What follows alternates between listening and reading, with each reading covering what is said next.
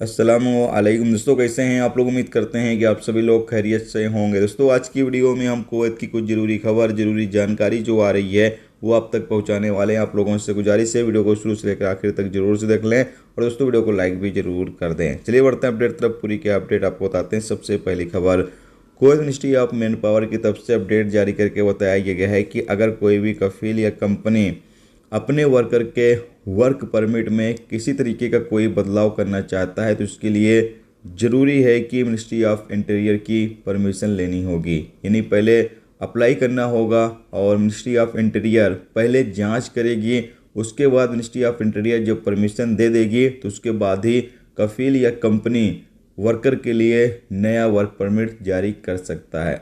जब तक ministry of interior जांच नहीं करती है, परमिशन नहीं देती है, जब तक कफील या कंपनी वर्कर के लिए नया वर्क परमिट जारी नहीं कर सकता है।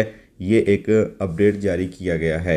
इसके अलावा अगली अपडेट ये है कि इंडियन लोगों के लिए एक बड़ी खबर है कि थाईलैंड और श्रीलंका के बाद अब मलेशिया ने भी इंडियन लोगों को फ्री वीज़ा देने का ऐलान कर दिया है। यानी फ्री विजिट वीज़ा मलेशिया के लिए देने का ऐलान कर दिया गया है। लेकिन यहाँ पर कहा यह गया है कि ये वीज़ा इंडियन नागरिकों को दिया जाएगा, ऐसे इंडियन नागरिकों को दिया जाएगा जिसके ऊपर किसी तरह का कोई केस वगैरह ना हो। यानी कोई बंदा किसी तरह का कोई क्राइम ना किया हो, कोई उसके ऊपर केस वगैरह ना हो, तो ऐसे लोगों को ही सिर्फ ये वीज़ा दिया जाएगा। यानी मलेशिया अब फ्री वीज़ा दे रहा है इंडियन नागरिकों को।